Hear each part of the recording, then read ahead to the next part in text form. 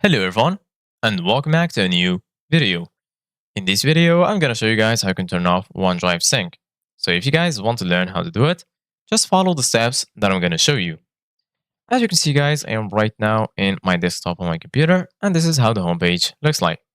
So basically guys, the first thing that you need to do guys is open File Explorer, or you can just go to the Start menu and search for File Explorer.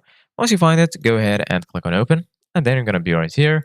So basically, guys, once you're here, as you can see, guys, in the left, you're going to find all of the sections. Here, you're going to find Home, Gallery, OneDrive, Desktop, and so on. Go ahead and click on OneDrive, and then right-click on OneDrive. Then right here, you're going to find the option to copy it, expand it, open in a new tab, open in a new window. Here you're going to find the option to always keep on this device, free up space, and here you're going to find OneDrive. Go ahead and click on OneDrive, and then right here you're going to find the option to view it online. Here you're going to find Settings, and here you're going to find Folder Color. Go ahead and click on Settings, and this will take you to this page.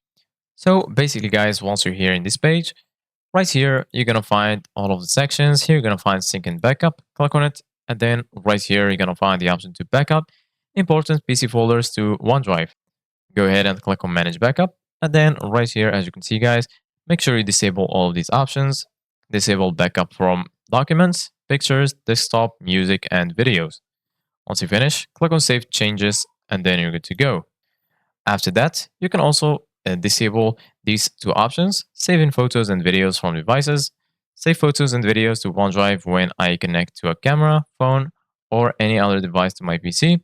Turn this option off and turn also this option for saving screenshots you capture. Turn it off. So this is it guys for today's video. Thank you guys for watching. Don't forget to like, subscribe, and see you guys in the next video.